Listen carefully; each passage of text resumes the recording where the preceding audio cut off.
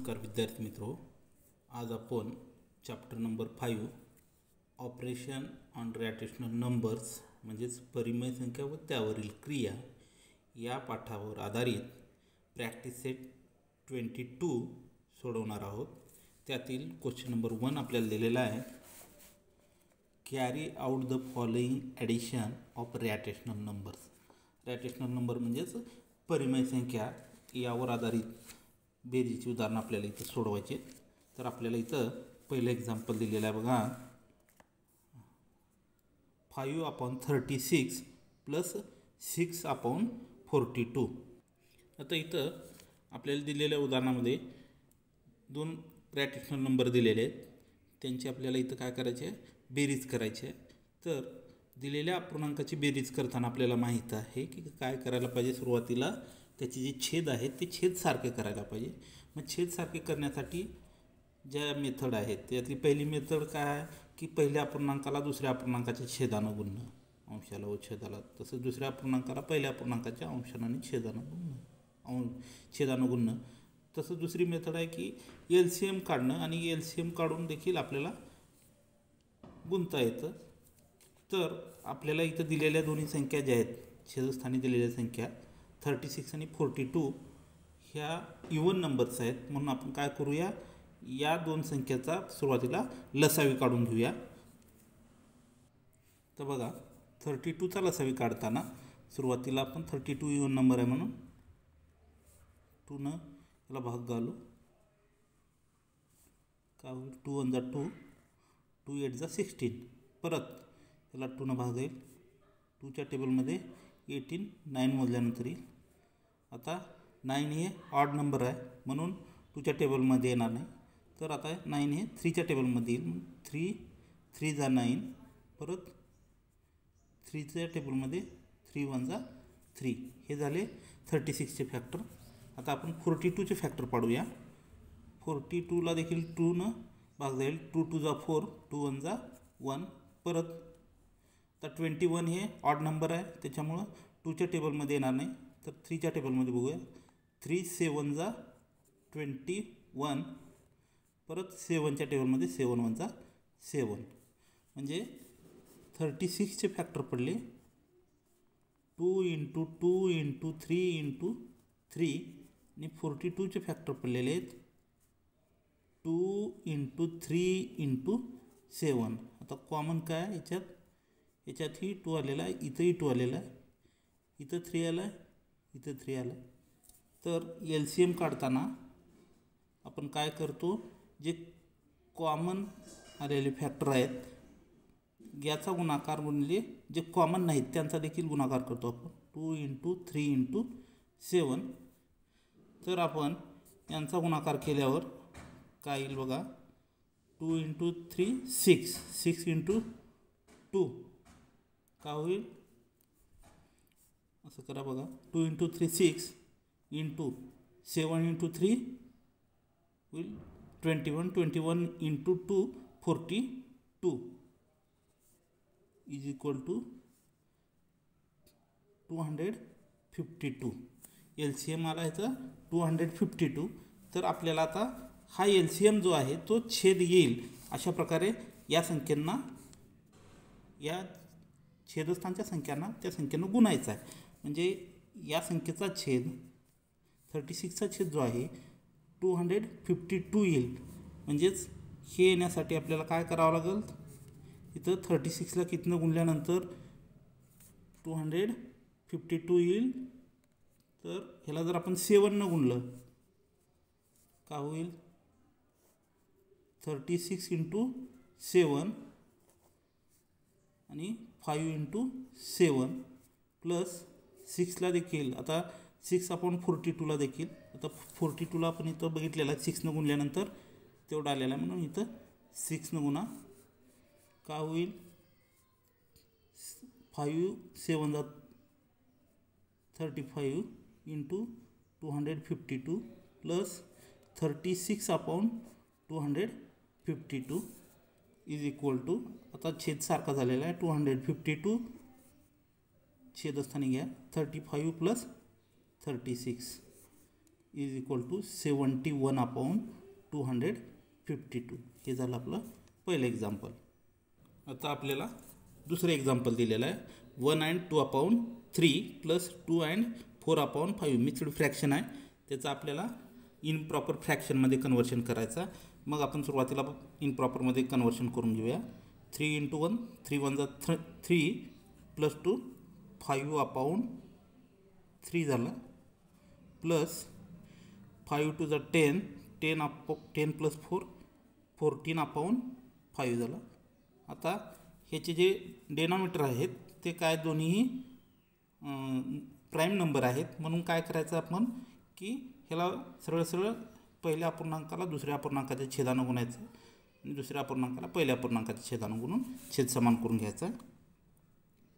5/3 × 5 × 5 3 × 3 plus 14/5 into तर ह्याला पहिल्या अपूर्णांकाच्या छेदानं म्हणजे 3 गुणून घ्या.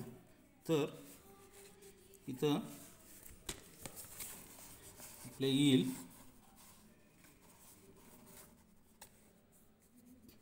5 5 जा 25 3 5 जा 15 प्लस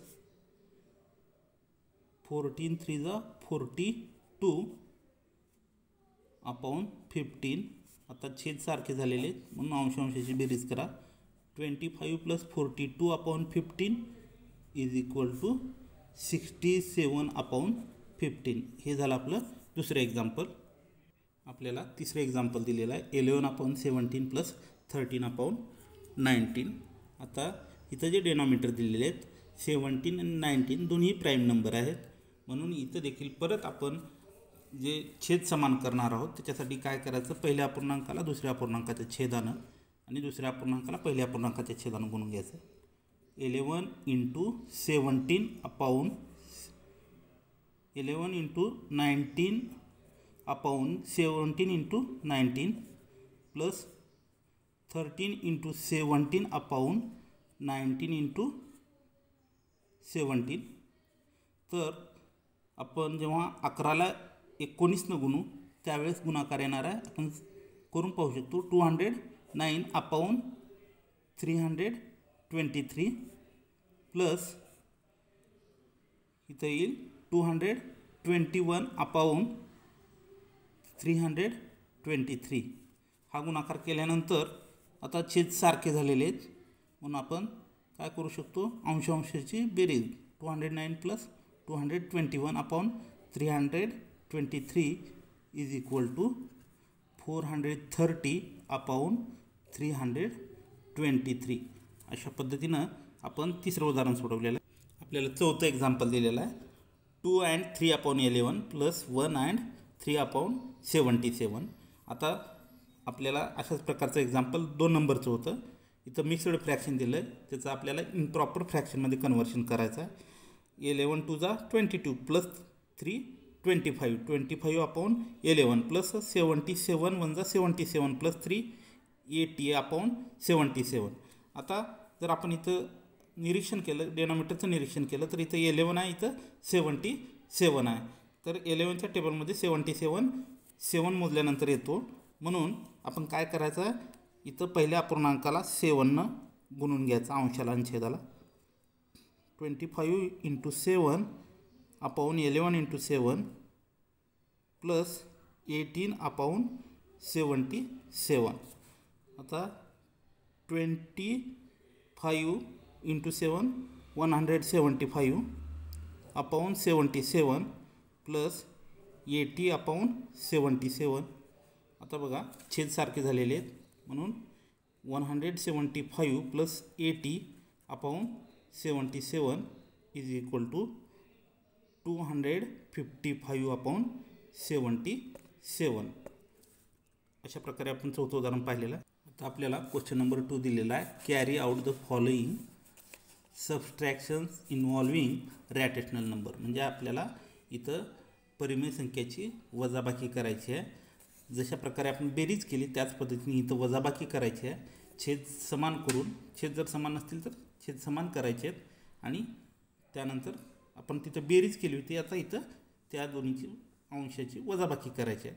अशा प्रकारे आपण हे उदाहरण सोडणार आहोत. पहिलं एक्झाम्पल पाहूया आपण. 7/11 मायनस 3/7 आहे.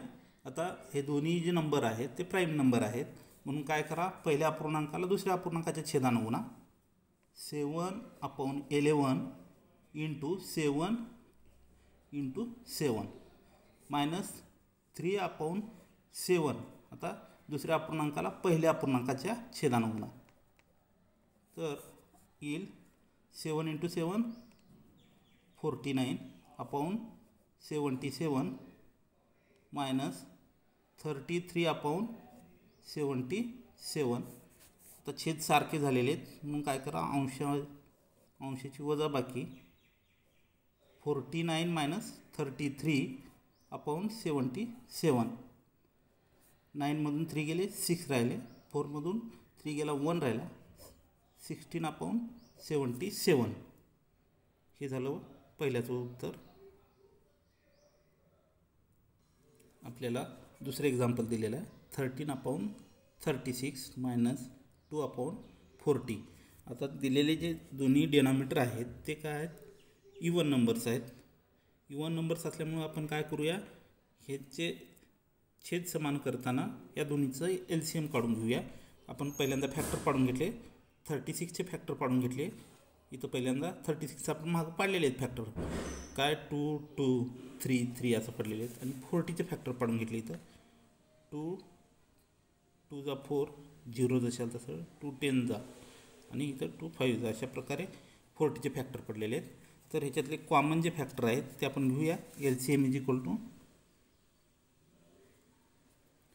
आता इथंही 2 आला, इथंही आला 2, इथं 2 आहे, इथं 2 आहे, म्हणजे LCM 2 into 2 into 3 into 3 into 2 into 5. म्हणजे कॉमन तर आहेत तर आहे, परंतु जे कॉमन नाहीत त्या देखील संख्यांचा आपल्याला गुणाकार करायचा. तर बघा का होईल, या दोन्हीचा जर गुणाकार केला, 36 इंटू 10 इज इक्वल टू 360. हे LCM येईल. म्हणून आपण 360 येण्यासाठी आता या डिनॉमिनेटरला कितीनं गुणावं लागलं हे पाहायचं आपल्याला.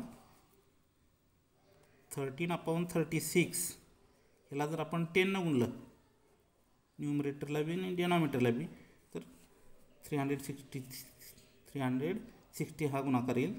तसंच मायनस 2/14ला जर आपण 9नं जर गुणलं तर का होईल, 360 हा गुणाकार येईल.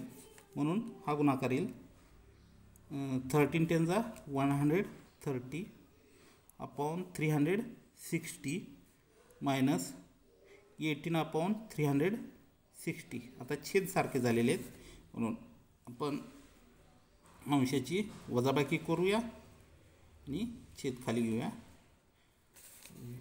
130 मायनस 18 डिवायडेड बाय 360. तर या दोन्हीची वजाबाकी केल्यानंतर आपल्याला वजाबाकी मिळते 112/360. परंतु हे दोन्हीही इवन नंबर आहेत, म्हणून आपण हे कोणत्या पाड्यात येतात बघा, याला दोन्हीलाही 8नं भाग जाऊ शकतं. म्हणून आपण काय करूया, 8नं भागूया. 8 1 जा 8 राहिले 3, 8 4 जा 32, तसंच 8 4 जा 32 राहिले 4, 8 5 जा 40, म्हणजेच 14/45 हे झालं याचं उत्तर. बघा आपल्याला नंबर 3चं एक्झाम्पल दिलेलं आहे, मिक्सड फ्रॅक्शनचा आहे. 1 and 2/3 मायनस 3 and 5/6. आता याचं आपण इनप्रॉपर फ्रॅक्शनमध्ये कन्वर्शन केलं. 3 1 जा 3 + 2 5/3 मायनस 6 3 जा 18 + 5 23/6. आता जर आपण याचं निरीक्षण केलं, हे डेनॉमिनेटर जे आहेत 3 and 6 आहेत, म्हणजे एका टेबलमधले आहेत. म्हणजे 3ला जर आपण 2नं गुणलं तर 6 येतं. म्हणून पहिल्या अपूर्णांकाला आपण काय करूया, 2नं गुणून घेऊया, अंशालाही छेदालाही. मायनस 23/6. तर 10/6 मायनस 23/6 6. आता छेद सारखे झाले म्हणून अंशाची काय करूया, वजाबाकी करूया. आता 10 मधून 23 गेल्यानंतर काय उरतं बघा. 10 मधून -23 गेलं तर -13 उरल अपॉन 6. हे झालं याचं उत्तर. यानंतर आपण पुढलं एक्झाम्पल पाहणार आहोत. Example number 4. बघा आपल्याला एक्झाम्पल नंबर 4 जे दिलेलं आहे ते 4 and 1/2 -3 and 1/3 आहे. मिक्स्ड फ्रॅक्शनचं एक्झाम्पल आहे. वरल्याच एक्झाम्पलसारखं आहे. त्याचं कन्वर्शन आपण पहिल्यांदा इनप्रॉपर फ्रॅक्शनमधून करून घेऊया. 2 × 4 8. 8 + 1 9/2 झालं. 3 3 = 9 + 1 10/3. आता बघा ह्याचे जे डिनॉमिनेटर आहेत 2 आणि 3 हे दोन्ही प्राईम नंबर आहेत. म्हणून काय करा, पहिल्या अपूर्णांकाला दुसऱ्या अपूर्णांकाच्या छेदानं आणि दुसऱ्या अपूर्णांकाला पहिल्या अपूर्णांकाच्या छेदानं गुणून त्याचे डिनॉमिनेटर जे आहेत ते सारखे करूया, आपण छेद सारखे करूया. म्हणून बघा 9/2 × 3/3 -10/3 × 2 × 2 अशा प्रकारे केलेलं आहे आपण. तर काय होईल, 9 3 = 27/6 -10 2 = 20/6. आता छेद सारखे झाले म्हणून काय करा, अंशाची वजाबाकी करा. 27 - 20/6 = 7/6. हे झालं आपल्या एक्झाम्पल नंबर 4चं ॲन्सर. आता आपल्याला क्वेश्चन नंबर 3 दिलेला आहे. Multiplying the following rational numbers. म्हणजे आता आपल्याला परिमेय संख्यांचा गुणाकार करायचा. आता गुणाकार करताना आपल्याला डायरेक्ट अंशाचा गुणाकार आणि छेदाचा गुणाकार करता येतो. इथं काही आपल्याला छेदसारखे करण्याची गरज नाही. म्हणून बघा इथं 3/11 × 2/5 दिलेला. तर आपण काय करूया, याचं गुणाकार सरळ याचे न्यूमरेटर जे आहेत 3 × 2 डिनॉमिनेटर 11 × 5. आता इथं जर कुठं भाग जात असेल तर भाग द्यायचा, आपल्याला भाग जात नाही म्हणून आपण सरळ 3 × 2 = 6 आणि 11 × 5 55. म्हणजे आपल्या ह्या पहिल्या एक्झाम्पलचं उत्तर आलेलं आहे 6/55. आपल्याला पुढलं एक्झाम्पल दिलेलं आहे 12/5 × 4/15. इथं देखील आपण काय करूया, अंशाचा गुणाकार. 12 × 4/5 × 15. आता बघा इथं जर भाग जात असेल तर भाग द्या. 3 4 = 12 3 5 = 15. आता काय राहिलं, वर अंशस्थानी 4 × 4 छेदस्थानी राहिलेला आहे 5 × 5. 4 4 = 16/5 5 = 25. हे झालं आपल्या दुसऱ्या एक्झाम्पलचं उत्तर. 4 4 = 16 आणि 5 5 = 25. त्यानंतर आपल्याला दिलेला एक्झाम्पल नंबर 3 -8/9 × 3/4. तर इथं देखील आपण जे न्यूमरेटर आहेत त्यांचा गुणाकार करूया. -8 × 3/9 × 4. आता बघा इथं जर भाग जात असेल तर आपण भाग देऊया. 4 1 = 4 4 2 = 8 -2 राहील. आता 3 1 = 3 3 3 = 9. राहिलेलं काय बघा, -2 × 1/3 × 1 हा गुणाकार येईल. -2 1 = -2/3 -2 1 = 1 काय होईल -2 आणि 3 1 = 3. म्हणजे उत्तर आलेलं आहे -2/3. उत्तर आलेलं आहे -2/3. एक्झाम्पल नंबर 4 0/6 × 3/4 = आता आपण अंशाचा गुणाकार करूया. 0 × 3/6 × 4. तर जर भाग जात असेल तर देऊन घेऊया. 3 1 = 3 3 2 = 6. बघा 0 1 = 0 4 2 = 8. आता 0 या संख्येला कोणत्याही संख्येनं भागलं तरी भागाकार 0च येतो. म्हणून याचं उत्तर काय येईल, 0 येईल. तर अशा प्रकारे आपलं हे चौथं उदाहरण झालेलं आहे. यानंतर आपण पुढलं क्वेश्चन पाहणार आहोत. आपल्याला क्वेश्चन नंबर 4 दिलेला आहे. Write the multiplicative inverse. आता इथं आपल्याला मल्टिप्लिकेटिव्ह इनव्हर्स लिहायचे आहेत. पहिलं एक्झाम्पल दिलेलं आहे 2/5 5. आता मल्टिप्लिकेटिव्ह इन्व्हर्स लिहिताना आपल्याला माहीत आहे की आपण ह्याचे इन्व्हर्स लिहिताना काय करतो, जे डिनॉमिनेटर आहे ते न्यूमरेटरच्या ठिकाणी घेतो आणि न्यूमरेटर जे आहे ते डिनॉमिनेटरच्या ठिकाणी घेतो. आणि आपण हे घेताना काय एक वाक्य लिहायचं आहे, the multiplicative inverse of 2/5 is 5/2. तर ते आपण अशा प्रकारे लिहूया. बघा, the multiplicative inverse of 2/5 is 5/2. बघा, आपल्याला इथे एक्झाम्पल नंबर 2 दिलेला आहे -3/8. याचं आता मल्टिप्लिकेटिव्ह इन्व्हर्स लिहिताना आपल्याला काय करायचं आहे की जे डिनॉमिनेटर आहे ते न्यूमरेटरच्या ठिकाणी घ्यायचं आहे, न्यूमरेटर जे आहे ते डिनॉमिनेटरच्या ठिकाणी घ्यायचं आहे, परंतु जे साईन आहे ते साईन मात्र त्या ठिकाणी ठेवायचं आहे. म्हणून लिहा, the multiplicative inverse of -3/8 is -8/3. इथं आपल्याला एक्झाम्पल नंबर 3 दिलेला आहे -17/39. याचं देखील मल्टिप्लिकेटिव्ह इन्व्हर्स लिहिताना आपण साईन जशाल तसं ठेवायचं आहे, फक्त जे डिनॉमिनेटर आहे त्याला न्यूमरेटर करायचं, न्यूमरेटरला डिनॉमिनेटर करायचं. म्हणून लिहा, the multiplicative inverse of -17/39 is -39/17.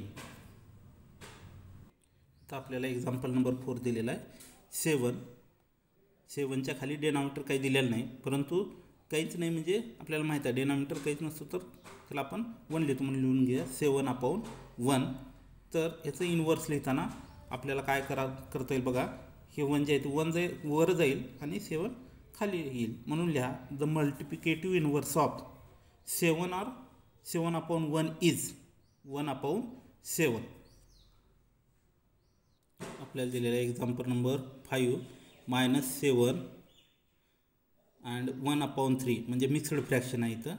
तर या मिक्सड फ्रॅक्शनचं सुरुवातीला आपल्याला कन्व्हर्शन करून घ्यावं लागेल.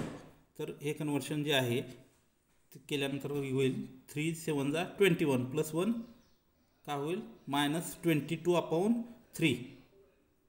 तर हे इनप्रॉपर फ्रॅक्शन जे आहे त्याचं आता आपल्याला काय करायचं, मल्टिप्लिकेटिव्ह इन्व्हर्स लिहायचा आहे. म्हणून लिहिता येईल, the multiplicative inverse of -22/3 is -3/22. म्हणजे काय होईल, साईन जशाला तसं राहील, फक्त जे डिनॉमिनेटर आहे तो न्यूमरेटर होईल, न्यूमरेटर असल्याला डिनॉमिनेटर होईल. यानंतर आपण पुढला क्वेश्चन पाहणार आहोत. आपल्याला क्वेश्चन नंबर 5 दिलेला आहे, carry out the divisions of rational numbers. म्हणजे आता परिमेय संख्येचे आपल्याला काय करायचे, भागाकार करायचे. इथं आपल्याला पहिलं एक्झाम्पल दिलेलं आहे 40/12 डिवायडेड बाय 10/4. आता आपण मागील इयत्तेमध्ये पाहिलेलं आहे, जर आपल्याला दिलेल्या अपूर्णांकाचा जर भागाकार दिलेला असेल तर आपण काय करतो, त्याचं जे गुणाकार व्यस्त आहे, दुसरा जो अपूर्णांक आहे त्याचा गुणाकार व्यस्तानं आपण त्याला गुणतो, मल्टिप्लाय करतो. तर आपण पाहूया, इथं आपल्याला दिलेला दुसरा अपूर्णांक जो आहे तो काय आहे 10/4 आहे. तर आपल्याला इथं 10/4चं काय करायचं आहे, मल्टिप्लिकेटिव्ह इन्व्हर्स पाहायचा आहे आणि त्याच्यानं गुणायचं आहे. म्हणजेच 40/12 इंटू याचं मल्टिप्लिकेटिव्ह इन्व्हर्स येईल 4/10. आता सरळ गुणाकार कसा करतो माहीत आहे आपल्याला, अंशाचा गुणाकार आणि छेदाचा गुणाकार. 40 × 4/12 × 10. आता बघा 10 × 1 10, 10 × 4 40. आता 4 आपल्याला भाग जाईल, 4 × 1 4, 4 × 3 12. म्हणजेच राहिलं काय बघा इथं 1 × 4/3 × 1. या दोन्हीचा गुणाकार केला 4 × 1 4/3 × 3. म्हणजे पहिल्याचं उत्तर आलेलं आहे 4/3. यानंतर आपण दुसरं एक्झाम्पल पाहूया. बघा, आपल्याला दुसरं एक्झाम्पल दिलेलं आहे -10/11 डिवायडेड बाय -11/10.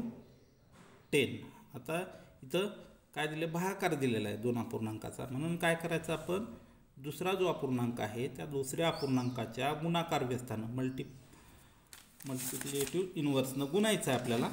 तर आपण ते लिहून घेऊया.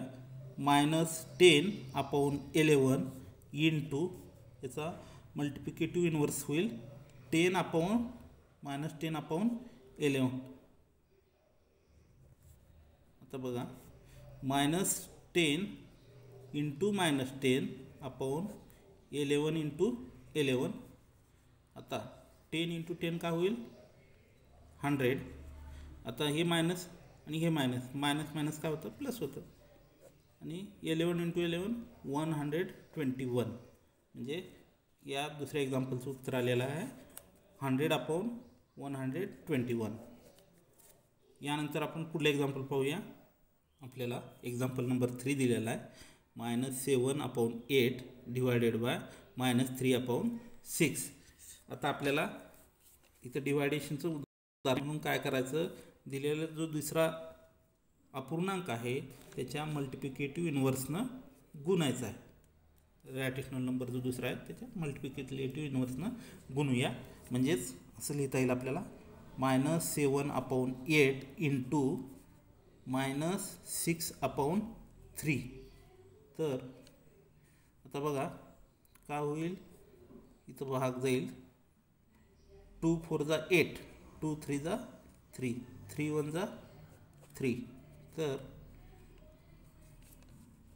-7 इंटू -1/4 इंटू 1.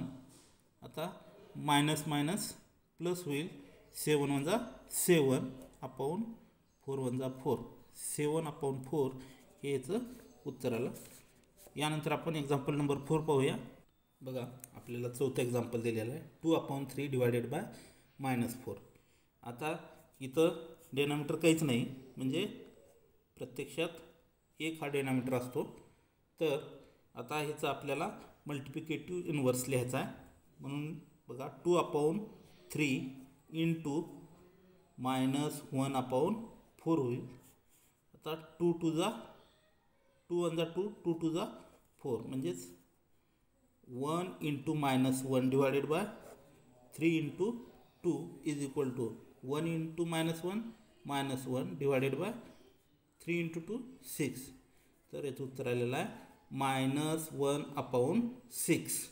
यानंतर आपण एक्झाम्पल नंबर 5 पाहूया. आपल्याला एक्झाम्पल नंबर 5 दिलेला आहे. मिक्सड फ्रॅक्शनचं एक्झाम्पल आहे 2 and 1/5 डिवायडेड बाय 5 and 3/6. तर हे जे मिक्सड फ्रॅक्शन दिलं आहे त्याचं सुरुवातीला आपण इम्प्रॉपर फ्रॅक्शनमध्ये कन्व्हर्जन करून घेऊया.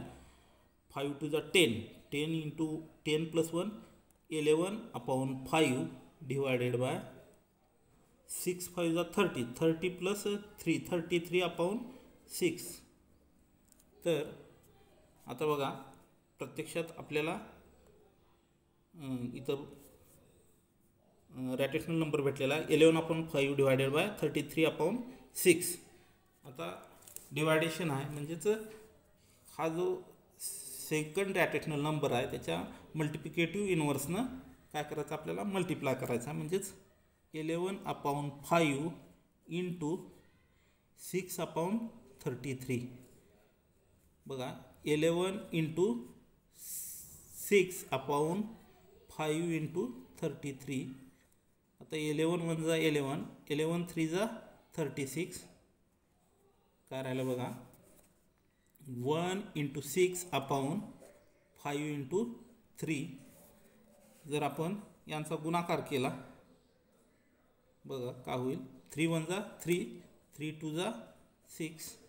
म्हणजे 2 1 जा 2, 5 1 जा 5.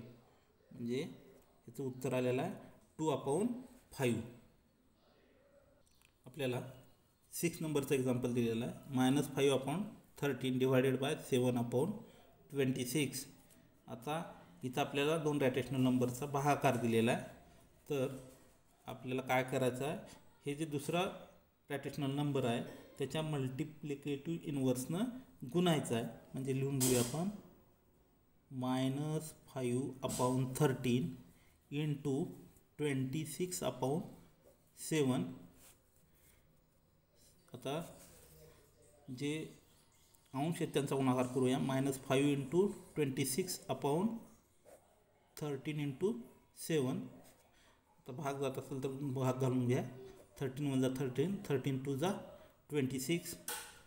म्हणजे राहिलं काय, -5 × 2 / 1 × 7 इज इक्वल टू -5 × 2 -10 / 7. हे झालं याचं ॲन्सर. आपल्याला 7 नंबरचं एक्झाम्पल दिलेलं आहे. 9/11 / -8 काहीच दिलेलं नाही. तर -8 आहे, इथं डिनॉमिनेटर काहीच नाही म्हणजे काय असणार आहे, डिनॉमिनेटर 1 असणार आहे. म्हणून आता आपण इथं जे दुसरा रॅशनल नंबर आहे त्याच्या मल्टिप्लिकेटिव्ह इनव्हर्सनं गुणायचा आहे. म्हणून लिहा 9/11 × याचा मल्टिप्लिकेटिव्ह इनव्हर्स होईल -1/8. कारण साईन जशाल तसं राहील, फक्त जे डेनॉमिनेटर आहे ते न्यूमरेटर होईल, न्यूमरेटर जे आहे ते डेनॉमिनेटर होईल. म्हणून -1/8 झालं. आता अंशाचा गुणाकार करूया. 9 × 1 = 11 × 11 × 8 इज इक्वल टू 9 × 9 -9/11 8 = 88. तर याचं आन्सर आलं -9/88. एक्झाम्पल नंबर 8 दिलेला आहे. 5 / 2/5. आता बघा, 5 म्हणजेच इथं डेनॉमिनेटर दिलेलं नाही, डेनॉमिनेटर काही बी नाही म्हणजे काय आहे, 1 आहे. तर आपण इथं डिवायडेशनचं एक्झाम्पल आहे, म्हणून दुसरा जो रॅशनल नंबर आहे त्याच्या मल्टिप्लिकेटिव्ह इनव्हर्सनं काय करायचं, आपल्याला मल्टिप्लाय करायचा. म्हणून लिहा 5/1 × याचा मल्टिप्लिकेटिव्ह इनव्हर्स होईल 5/2. आता जे अंश आहेत त्या दोन अंशाचा गुणाकार करूया. 5 × 5 1 × 2. आता 5 × 5 = 25 / 2 × 2 25/2. हे झालं याचं ॲन्सर. अशा प्रकारे आपण हा प्रॅक्टिस सेट इथं सोडवलेला आहे.